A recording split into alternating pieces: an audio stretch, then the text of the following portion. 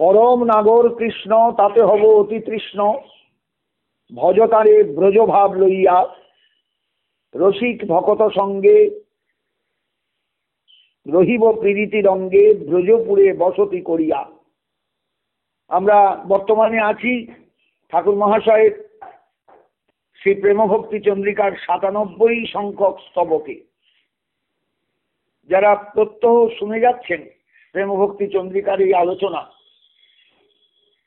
যাদের অন্তরে ঠাকুর মহাশয়ের প্রতি শ্রদ্ধা বিদ্যমান, যারা অনুভব করেন কয়েক শতাব্দী পূর্বে একটি মানুষ বাঙালির আত্মোন্নতির জন্য, বাঙালির ভজন উন্নতির জন্য, বাঙালির উপলব্ধির এবং চেতনার জগতে যাতে বিরাট পরিবর্তন আসে সেই জন্য বড় ব্যাকুল হয়েছিলেন, বড় অন্তরে আর্তনাদ করেছিলেন তার অভীষ্টের চরণে প্রপন্ন হয়ে। সেই ঠাকুর মহাশয় তার এই গ্রন্থ রচনার মূল উদ্দেশ্যটা আমি বারবার আপনাদের শোনাচ্ছি, বারবার বলছি, কেননা ঠাকুর মহাশয় এখন বিস্মৃত অতীতের একটি বিস্মৃত পুরুষ, হারিয়ে যাওয়া মানুষ। আমরা বহু সাধন জগতের বিরাট বিরাট ব্যক্তিত্বকে পেয়েছিলাম এই বৈষ্ণব জগতে একদিন। আমরা কজনা সেই সমস্ত বৈষ্ণবদের অসাধারণ জীবনী নিয়ে পর্যালোচনা করি। বৃন্দাবনে যারা গিয়েছিলেন সর্বস্ব ত্যাগ করে একদিন ভজনের জগতে যারা আবিষ্ট হয়েছিলেন, যাদের ইহকাল পরকাল বলে কিচ্ছু বোধ ছিল না, হারিয়ে গিয়েছিলেন যুগল ভজনের আস্বাদনের জগতে, একদম ডুবে গিয়েছিলেন, সেই সমস্ত মানুষগুলোকে একদিন উদ্ধার করেছিলেন নবদ্বীপের হরিবোল কুঠিরের শ্রীপাদ হরিদাস দাস বাবাজি মহারাজ। ডক্টর সুনীতি কুমার চট্টোপাধ্যায়ের প্রিয় ছাত্র ছিলেন হরিদাসজি। সুনীতিবাবু বলেছিলেন একদিন যে আমি খুব গর্ববোধ করি, হরিদাস আমার ছাত্র, তাকে আমি পড়িয়েছি ইউনিভার্সিটিতে। ভাবুন, সেই বৈষ্ণবের উদ্দেশ্য ছিল বাংলার বৈষ্ণব জগৎকে, সিদ্ধ মহাত্মাদের জীবনীকে মানুষের গোচরীভূত করে তোলা। তার গৌড়ীয় বৈষ্ণব অভিধান আজও বৈষ্ণব জগতের বিস্ময়। তার গৌড়ীয় বৈষ্ণব সাহিত্যের আলোচনা আজও গবেষকদের প্রাণধন, গবেষকদের সবচেয়ে মূল্যবান বিষয়। আলোচনা শুরু করলেই হরিদাসজির গৌড়ীয় বৈষ্ণব সাহিত্য গ্রন্থখানা প্রত্যেকের নজরে আসে, প্রত্যেকের প্রয়োজনে আসে। এইরকম বহু মানুষ ছিলেন গৌড়ীয় বৈষ্ণব জগতে, যাদের আমরা ভুলে যাচ্ছি। নিজেদের স্বার্থ সিদ্ধির কারণে, নিজেদের উদ্দেশ্য সিদ্ধির প্রয়োজনে এদের হারিয়ে ফেলছি আমরা। এদের থেকেও প্রাচীন, এদের থেকেও অনেক পুরনো, আজ থেকে কয়েক শতাব্দী পূর্বে শ্রীপাদ ঠাকুর মহাশয় সুদূর বাংলাদেশের পদ্মা তীরবর্তী গ্রামে বসে রাজশাহী জেলায় বাংলার মানুষকে উদ্বুদ্ধ করবার চেষ্টা করেছিলেন প্রেমভক্তি চন্দ্রিকা গ্রন্থে। বৃন্দাবন ভজন সহজ নয়।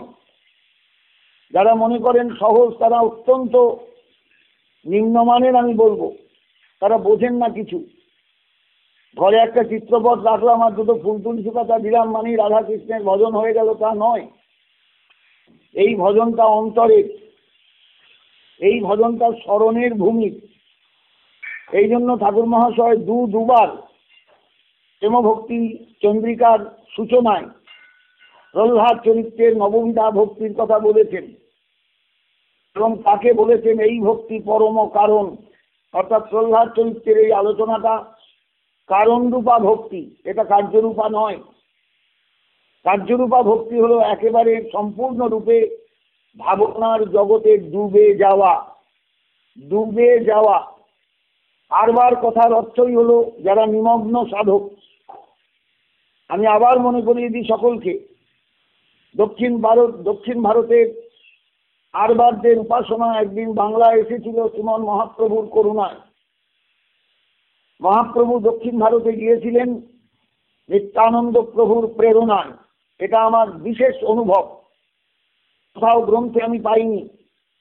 কেউ যদি বলেন প্রমাণ দিন, আমি দিতে পারবো না, কিন্তু আমার নিতাই চরিত্র পড়তে গিয়ে বুঝতে গিয়ে মনে হয়েছে এই পুরুষটির বিরাট বিরাট একটা ভূমিকা আছে গৌড়ীয় বৈষ্ণব জগতে। অমনি অমনি ভক্তের অন্তর কেঁদে উঠে বলে না জয় নিতাই।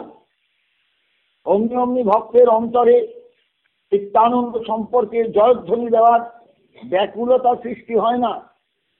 এটার স্বতঃস্ফূর্ততার পেছনে এই অসাধারণ চরিত্রটির বিরাট একটা অবস্থান আছে। শ্রীমন মহাপ্রভু দক্ষিণ ভারত ছুটেছিলেন নিত্যানন্দ প্রভুর প্রেরণায়, আমি আগেও বলেছি, আবার বলছি। এবং নিতাই চাঁদি এই আরবারদের দেখে এসেছিলেন এক সময় তার পরিব্রাজক বৃত্তিকে সম্পূর্ণতা দিতে, পরিব্রজনের সম্পূর্ণতা দিতে। দক্ষিণ ভারত ভ্রমণকালে এই সমস্ত আরবার ভক্তদের দেখেছিলেন নিতাই চাঁদ। কোথাও বলা নেই, কোনো বৈষ্ণব গ্রন্থে বলা নেই। আর নিত্যানন্দ সম্পর্কে তো কোনো গ্রন্থই রচিত হয়নি আজ পর্যন্ত। কেন যে নিত্যানন্দ উপেক্ষিত রইলেন বৈষ্ণব জগতে, কেন যে তিনি উপেক্ষার রাহু গ্রাসে সম্পূর্ণরূপে আমাদের কাছে দূরে রইলেন, এটা আমার কাছে একটা বিস্ময়। মহাপ্রভুকে নিয়ে অনেক চর্চা হলো, মহাপ্রভুকে নিয়ে অনেক আলোচনা হলো, মহাপ্রভুকে নিয়ে অনেকে ডক্টরেট পেলেন, কিন্তু নিত্যানন্দ প্রভুকে নিয়ে কজনা ডক্টরেট পেয়েছেন আমার জিজ্ঞাসা করতে ইচ্ছা করে। নিত্যানন্দ প্রভু কেন উপেক্ষিত রইলেন? কেন তাকে হারিয়ে যেতে দেওয়া হলো? কেন তার অসাধারণ লীলাকে কেন আমরা সামনে আনলাম না, মানুষের সামনে আনলাম না?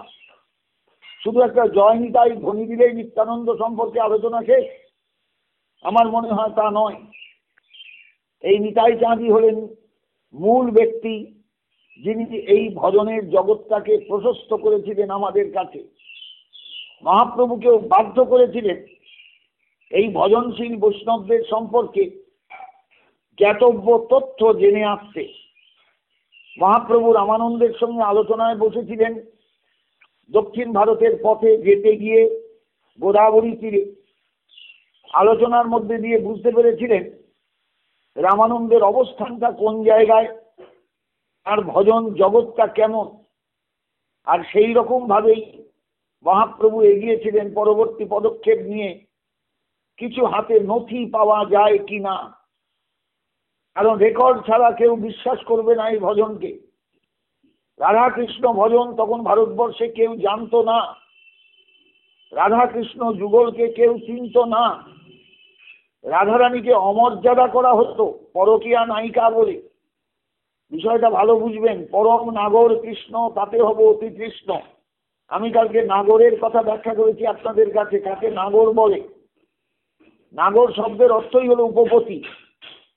এই উপপতির ভজন, উপপতির শরণাগতি, উপপতিকে চিন্তা করা, এটা নারীর কাছে কিন্তু অত্যন্ত নিন্দনীয়, অত্যন্ত ঘৃণ্য। এই উপপতি ভাবনা ভারতবর্ষ কেউ মেনে নেয়নি, ভারতবর্ষে কেউ মেনে নেয়নি। এই জন্য রাধারানী মহাশক্তি তত্ত্ব হলেও আমরা আগামী শনিবার কালী পূজার দিন যে মহাশক্তিকে আরাধনা করতে চলেছি, সেই কালিকা, সেই দক্ষিণা কালিকা যা যে বস্তু, রাধারানীও সেই একই বস্তু, সেই একই বস্তু। ভ্রুকুটি কুটিলাত্মস্যা ললাট ফলকাদ্রুতম কালী করাল বদনা বিনিষ্ক্রান্তা অশিপাশিনী বিচিত্র খত্তাঙ্গ ধরা নরমালা বিভূষণা দীপী চর্ম পরিধানা শুষ্ক মাংসাতি ভৈরবা অতি বিস্তার বদনা জিহ্বা ললন ভীষণা। চণ্ডীতে সপ্তম অধ্যায়ে শুম্ভ নিশুম্ভ বধের জন্য কালিকার আবির্ভাবের কথা বলা হয়েছে। সেই কালিকা ভয়ঙ্করী, ভয়ঙ্করী মানে অতি ভয়ঙ্করী। তত্ত্বের দিকে তাকালে কিন্তু রাধারানী এবং এই কালিকার মধ্যে কোনো ভেদ নেই। কিন্তু ভারতবর্ষের মানুষ কালিকাকে শ্রদ্ধা করেছে। কালী মূর্তির উপাসনা ভারতের বহু জায়গায় প্রচলিত, নানা রূপে, নানাভাবে, নানা মতে। কিন্তু রাধারানীর উপাসনা প্রচলিত ছিল না। বিষয়টা প্রত্যেকে ভাববেন। আমরা জগদ্ধাত্রীকে মা বলি, দক্ষিণা কালীকে মা বলি, আমরা দুর্গাকে মা বলি, সবাই আমাদের কাছে মা। মাতৃরূপা। রাধারানী কিন্তু মাতৃরূপা নন, প্রেয়সী রূপা।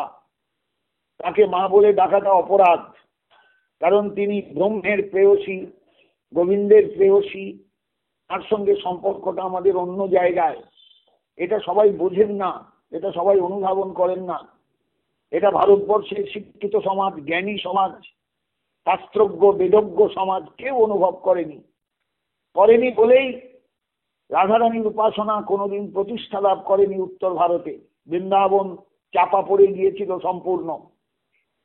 বজ্র শ্রীকৃষ্ণের নাতির পুত্র, তিনি অনেকগুলো কৃষ্ণমূর্তি প্রতিষ্ঠা করেছিলেন বৃন্দাবনের এখানে ওখানে, কিন্তু সে সমস্ত মূর্তির সেবা পরবর্তীকালে একেবারে বন্ধ হয়ে যায়।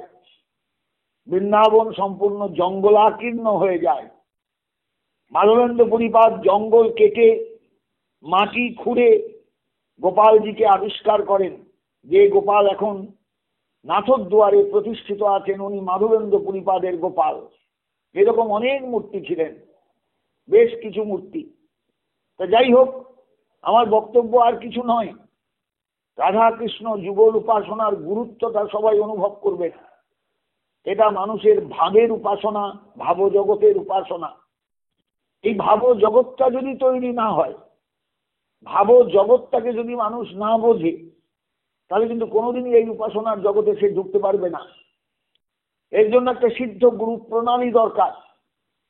যে ধারায় বসে স্মরণের ভূমিতে প্রবেশ করে সাধক এগিয়ে যাবেন পেছন দিকে হাঁটতে হাঁটতে একেবারে মূল জায়গা পর্যন্ত, সেই ধারাটা বোঝা দরকার, সেই চেতনাটা থাকা দরকার। নইলে কিন্তু এই ভজন মানুষের কোনোদিন করায়ত্ত হবে না।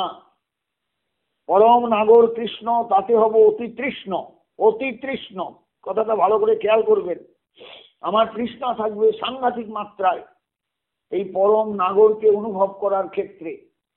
এবং সেখানে আমি সোজাসুজি তার কাছে যেতে পারবো না, আমাকে চ্যানেল ধরে যেতে হবে। আমি প্রণালীকে ইংরেজি ভাষাতেই বললাম, চ্যানেল ধরে।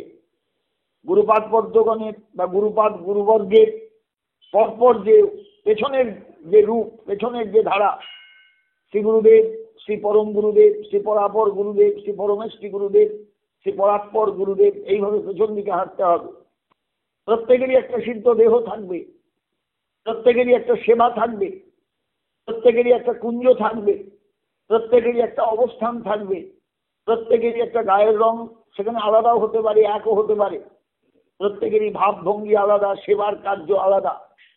কেউ যদি পানের বিটিকা করেন, আরেকজনা তিনি আলতা পরাবার দায়িত্বে থাকতে পারেন, আরেকজনা রাধারানীর স্নানের দায়িত্বে থাকতে পারেন, আরেকজনা রাধারানীর তৈল মর্দনের বা তৈল অভ্যঞ্জনের দায়িত্বে থাকতে পারবেন। যে এক একজন এক এক দায়িত্বে থাকবেন গুরুপাদ পদ্মের নির্দেশে।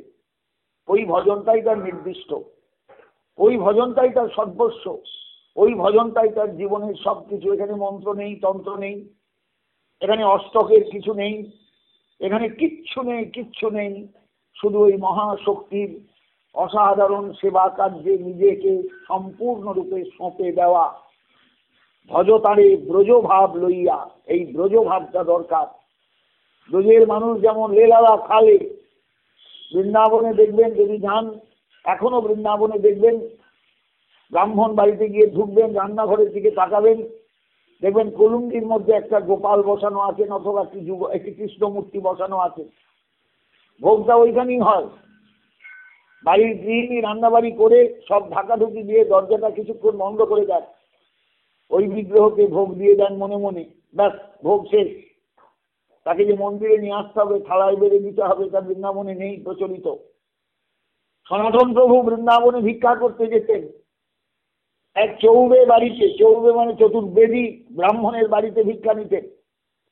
খুব ভালো লাগতো তার, কেন ওই বাড়ির রুটি এনে খেলে একটু স্মরণে দারুণ উৎসাহ আসতো, উদ্দীপনা আসতো। তাই প্রতিদিন যেতেন তার নিজের সাধন ভূমি থেকে, সাধন আসন থেকে বৃন্দাবন পর্যন্ত চৌবে বাড়িতে। একদিন এগিয়ে গেছেন, আস্তে আস্তে বাড়ির সঙ্গে পরিচয় হয়েছে। বাড়ির গৃহিণী, বৃন্দাবনের মানুষ এমনি অত্যন্ত সাবধানী, বাইরের লোককে ভেতরে অন্দরে রান্নাঘরের কাছাকাছি আসতে দেন না। এখনো দেখবেন গিয়ে যারা যান তাদের আমি বলছি একবার দেখে নেবেন, প্রাচীন আচরণ এবং আজকের আচরণ একই আছে প্রায়। এবার সনাতন প্রভু তখন পরিচিত হয়ে গেছে। রান্নাঘরের কাছাকাছি গিয়ে দেখছেন রাঁধুনি মানে গৃহিণী রুটি করে নিয়ে প্রথম রুটিটাই কলুঙ্গির উদ্দেশ্যে ছুড়ে দিলেন, লে লালা খালে। ওমা সেই পাথরের মূর্তি লালা তিনি হাত বাড়িয়ে রুটিটাকে খপ করে চিপে ধরলেন, খেতে আরম্ভ করলেন। স্তম্ভিত হয়ে গিয়েছেন সনাতন, একই দেখছি একই দেখছি। তার উৎসাহ আরো বেড়ে গেল, প্রতিদিনই আসতেন, প্রতিদিনই দেখতেন। একদিন মনে মনে চেয়ে বসলেন, ওই বিগ্রহকে আমায় দেবেন? গৃহিণী কেঁদে আকুল। কান্নার কারণ শুধু সনাতন প্রভু বিগ্রহ চেয়েছেন বলে নয়, তিনিও স্বপ্নে দেখেছেন, স্বপ্নে পেয়েছেন আদেশ। ওই বিগ্রহটি বলছেন আমাকে ওই সাধুর কাছে দিয়ে দিও, আমি ওর কাছে যাব। তার মানে যাকে প্রতিদিন লেলালা খালে বলে খাওয়াতেন, সেই স্নেহের ডাক আর ডাকতে পারবেন না, সেই ভালোবাসা বাৎসল্য প্রেম আর থাকবে না। বিগ্রহ চলে যাবে না সাধুর কাছে, ভিখারির কাছে।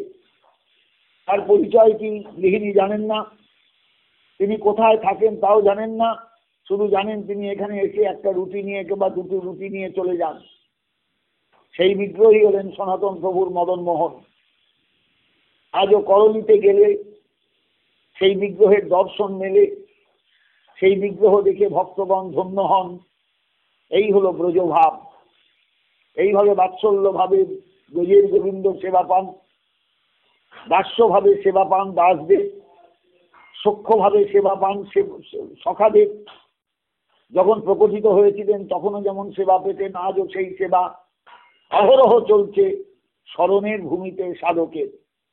এই ব্রজভাব নিয়ে বৃন্দাবনে থাকাটাই হলো, স্মরণের ভূমিতে থাকাটাই হলো বৃন্দাবন সেবা।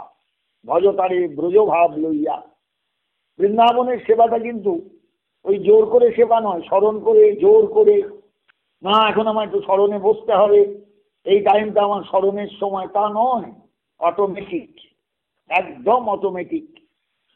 মা যেমন ছেলেকে সেবা করেন, কাজ মিটে গেছে, হাতের কাজ, রান্নাটা চাপিয়ে দিয়েছেন, এখন সেদ্ধ হতে একটু সময় লাগবে তরকারিটা, যাই বাচ্চাটাকে একটু দুধ দিয়ে আসি, মুহূর্তের মধ্যে বুকের কাপড় সরিয়ে তিনি যেমন বাচ্চাটাকে কোলে নিয়ে দুধ খাওয়ান, এটা যেমন তার বাৎসল্য ভাব, মুহূর্তের মধ্যে সন্তানের জন্য কাজ করে, ব্যগ্র হয় অন্তর। ঠিক ব্রজবাসিনীগণের সেই রকম কৃষ্ণের জন্য মনটা কাঁদে। এই ভাব নিয়ে যিনি পড়ে থাকতে পারবেন স্মরণের ভূমিতে, তিনি বৃন্দাবন চন্দ্রের প্রকৃত সেবক, বৃন্দাবন চন্দ্রের প্রকৃত অনুভবী। ঠাকুর মহাশয় বোঝাচ্ছেন বাংলার মানুষকে কি কঠিনতম ভজন, একবার ভাবুন দেখিনি। মন সবকিছু করবে, কিন্তু সেই মন তো সংসারে পড়ে আছে মানুষের। আমরা তো সংসারে পড়ে থাকি। ছেলে কি করলো, মেয়ে কি করলো, স্ত্রী কি করলো, স্বামী কি করলো, পাড়া প্রতিবেশী কি বললো না, এই নিয়েই তো চিন্তা করি। ব্যাংক ব্যালেন্স কত হলো, টাকা পয়সা কত জমলো, বুড়ো বয়সে খেতে পাবো কি পাবো না, কে করে দেবে কে না করে দেবে, এইসব চিন্তাতেই তো ব্যস্ত। ঘর বাড়ি, ভালো মন্দ, যশ খ্যাতি প্রতিষ্ঠা, এই নিয়েই তো আমরা পাগল। আমরা ব্রজভাব নিয়ে থাকবো কেমন করে বলুন দেখিনি। ভজতারে ব্রজভাব লইয়া। গ্রন্থটা পড়বেন, ভাববেন আমরা কোথায় পড়ে আছি, কোন জগতে পড়ে আছি, কোন আধারে পড়ে আছি। পরম নাগর কৃষ্ণ, তাতে হব অতি কৃষ্ণ। ভজতারে ব্রজভাব লইয়া, রসিক ভকত সঙ্গে রহিব প্রীতি রঙ্গে, ব্রজপুরে বসতি করিয়া। এই বসতি মানে বাড়ি কেনা কিনি নয়, ঘর কিনে থাকা নয়, বৃন্দাবনে গিয়ে বাস নয়, 12 মাসের মধ্যে 7 মাস বৃন্দাবনে, 5 মাস বাংলায় এসে রইলাম, তা নয়। সর্বদা স্মরণে বসতি, স্মরণে বসতি। পরিষ্কার বলেছেন আমাদের মহাজনী বার্তায় আছে, সাধু সঙ্গ, কৃষ্ণ সেবা, ভাগবত নাম, ব্রজে বাস, এই পঞ্চ সাধন প্রধান। এই পঞ্চমধ্যে এক স্বল্প যদি হয়, সুবুদ্ধি জনের হয় কৃষ্ণ প্রেমোদয়। সাধু সঙ্গ, কৃষ্ণ সেবা মানে বিগ্রহ সেবা, ভাগবত সেবা, নাম কীর্তন এবং ব্রজে বাস। চট করে সবারই মনে হবে তার তো ব্রজে গিয়ে থাকতে বলা হয়েছে। না না না, ব্রজে গিয়ে থাকতে বলা হয়নি, স্মরণে ব্রজে বাস, স্মরণে ব্রজে বাস। কেউ যেন এর উল্টো ব্যাখ্যা না করেন, কারণ ব্রজে বাস করলে অপরাধ এসে যাবে ব্রজবাসীগণের চরণে। আমরা বুঝবো না তাদের ভাব, আমরা জানবো না তাদের পদক্ষেপ, আমরা কিছুতেই অনুভব করতে পারবো না তাদের সাবলীলতা। এই জায়গায় অপরাধী হয়ে যাব, অন্তরে অপরাধী হয়ে যাব আমাদের আচরণে। সেই অপরাধের হাত থেকে মুক্তি থাকবে না, পরে কিছুতেই মুক্ত হতে পারবো না। কারণ কার কাছে অপরাধ করেছি তো বুঝতে পারবো না। সবাই তো সারল্যের প্রতিমূর্তি। এই সারল্যের মূর্তিগুলির কাছে যদি অপরাধ হয়ে যায়, আপনি বুঝতে পারবেন কার কাছে অপরাধ করেছেন, ক্ষমা চাইবেন তার কাছে গিয়ে, আর তারা যদি ক্ষমা করবা তাহলে হেসে উড়িয়ে দেবে। খুব সাবধান হতে বলেছেন মহাপ্রভু। এই ব্রজবাস কিন্তু সেখানে গিয়ে বাস করা নয়, বাড়ি কিনে থাকা নয়, ঝুপড়ি কিনে থাকা নয়। এই বাসটা হচ্ছে স্মরণে বাস। তুমি যেখানে থাকো তুমি স্মরণে ব্রজে বাস করো, ব্রজে থেকো, ভাববার চেষ্টা করো, স্মরণের মধ্যে ভাববার চেষ্টা করো, সবসময় চিন্তা করো, স্মরণ করো তুমি বৃন্দাবনে আছো। তোমার চারপাশে ব্রজের মানুষ আছেন, তোমার চারপাশে ব্রজের গরুগুলোর ডাক আছে, পাখিগুলোর ডাক আছে, তোমার চারপাশে নদী নালা সবকিছু বৃন্দাবনের, গাছ গাছালি সব বৃন্দাবনের। গোবিন্দ আজও সেখানে নিত্য লীল, রাধারানী আজও ছুটে চলেন অভিসারে, পাগলের মতন ছুটে চলেন তার কাছে। যখন বাঁশি বাজে গভীর রাত্রিতে রাধারানী উতলা হয়ে ছুটে চলেন, তুমিও তার পেছন পেছন ছুটে যাওয়ার চেষ্টা করো, দেখবে স্মরণের মধ্যে তুমি তার দর্শন পেয়ে যাবে। এটাই হলো ব্রজে বাস, এই স্মরণের জগৎটাই হলো ব্রজে বাস। পরিষ্কার ঠাকুর মশাই বলছেন, রহিব রহিব ভকত সঙ্গে, রসিক ভকত সঙ্গে রহিব প্রীতি রঙ্গে। ভক্তের সঙ্গটা এই জগতে সবচেয়ে বড় প্রয়োজন। একমাত্র যারা এই জগতের পথিক, এই জগৎটাকে ভালোবাসেন, এই জগৎটার সঙ্গে যাদের ওঠা বসা আছে, তাদের সঙ্গটা ভীষণ দরকার, ভীষণ দরকার। আপনি অন্য ভক্তের সঙ্গ করলে খুব একটা লাভ হবে না। অন্য ভক্তের সঙ্গ করলে, অন্য সাধকের সঙ্গ করলে, আমি সাধু সঙ্গ করছি এই কথা বললে হবে না। এই জগতের সাধুর সঙ্গ করতে হবে, এই জগতের সিদ্ধ মহাত্মার কৃপা পেতে হবে। আর তাতেই ব্রজপুরের বাসটা অটোমেটিক হয়ে যাবে স্মরণের ভূমিতে। তার জন্য তোমায় প্রস্তুত হতে হবে। ব্রজপুরে বসতি করিয়া, প্রত্যেকটা কথার মধ্যে দিয়ে ঠাকুর মহাশয় আমাদের কাছে সাবধান বাণী পাঠিয়েছেন, সাবধান হতে বলেছেন, ভজনের ভূমিটাকে তৈরি করতে বলেছেন। এই ভজনের ভূমি ধূপকাঠি প্রদীপ দেওয়ার নয়, মন্দিরে গিয়ে প্রদীপ দিলাম ধূপকাঠি দিলাম তা নয়। তুমি প্রদীপ ধূপকাঠি সব স্মরণে দাও, সব স্মরণে দাও, সমস্ত স্মরণে। এই স্মরণের জগৎটাকে প্রস্তুত করতে হয়। ওই প্রহ্লাদ চরিত্রে শ্রবণং কীর্তনং বিষ্ণু শরণং, আমি বলেছি বহুবার আপনাদের কাছে ইতিপূর্বে, যে শ্রবণ করলে শাস্ত্র, কীর্তন করলে শ্রী হরিনাম, স্মরণে বসো। এইবার যে পরপর যে অঙ্গগুলো আছে, পাদসেবনম অর্চনং বন্দনং দাস্যং সক্ষম আত্মনিবেদনম, সব কিন্তু স্মরণে, ওই স্মরণমূলা ভক্তির অঙ্গ। স্মরণমূলা ভক্তির মধ্যে চলে যাবে এগুলো সব। অতএব স্মরণটাই আসল, স্মরণটাই আসল, স্মরণটাই আসল। স্মরণ সিদ্ধ না হলে, স্মরণের মধ্যে ডুবে না যেতে পারলে কখনোই এই জগতের ভজনে প্রবেশ করা যাবে না। শ্রীগুরু ভকত জন তাহার চরণে মন আরোপিয়া কথা অনুসারে, সখীর সর্বথা মত হইয়া তাহার জুত সদাই বিহরে ব্রজপুরে। শ্রীগুরু ভকত জন, শ্রীগুরুদেব এবং যত ভক্ত আছেন তার, যারা এই পথে চলেন, সবাই তো এই পথে চলবে না, সবাই এই পথে যাওয়ার উপযুক্ত নয়। দীক্ষা নিলেই যে এই পথে যাওয়ার জন্য তার প্রস্তুতি আসবে তা নয়। কিন্তু দেখবেন মানুষ সবাই কিন্তু এক রাস্তায় চলে না। গুরুদেবের কাছেও সব শিষ্য কিন্তু সমান নয়। তার মধ্যেও দেখবেন ক খ গ ঘ ঙ আছে, এ বি সি ডি আছে। যে তিনিও বোঝেন কার মধ্যে কিছু কোন জায়গাটায় অনুভবের জগৎ তৈরি হচ্ছে, কে পারছে স্মরণ ভূমিতে প্রবেশ করতে। সবাই তো পারবে না। তাহার চরণে মন, সেই অবস্থায় গুরুদেবকে সর্বদা স্মরণ করে আরতিয়া কথা অনুসারে তার যে কথাগুলো, সেই কথাগুলোকে নিজের জীবনে আরোপ করে নিজের জীবনে বসিয়ে ভাববার চেষ্টা করবে, জানবার চেষ্টা করবে, বুঝবার চেষ্টা করবে। কথাগুলো বলছেন ঠাকুর মহাশয় কত চিন্তা ভাবনা করে। আমি পড়তে গিয়ে বারবার চিন্তা করেছি কি বলতে চাইছেন এর মধ্যে দিয়ে। শ্রীগুরু ভকত জন তাহার চরণে মন, গুরুদেব হলেন সর্বশ্রেষ্ঠ ভক্ত। একদিকে কথা ব্যাখ্যা করলে হবে, শুধু তিনি আমার গুরুদেব নন, তিনি জগতে আমার সবচেয়ে গুরুত্বপূর্ণ ভক্ত, যার দিকে তাকালে আমি আমার আদর্শটাকে পাবো, আমার কর্তব্যটাকে বুঝতে পারবো, আমার করণীয়টাকে বুঝতে পারবো। তাহার চরণে মন, তার চরণে মন দিতে হবে।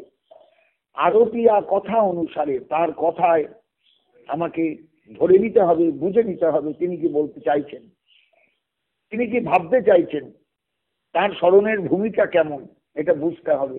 আরতিয়া কথা অনুসারে সখীর সর্বথা মত, তিনি তো সখী স্থানে দাঁড়িয়ে, মঞ্জুরি স্থানে দাঁড়িয়ে সেবা করছেন, তাতে তার মতটা আমাকে ভালো করে বুঝতে হবে অন্তরে, যে আমারও মতটা, আমারও পথটা হবে এই পথ, শ্রী গুরুদেবের একান্ত অনুগত হয়ে চলা, এখানে কখনোই তার বিরুদ্ধাচরণ না করা।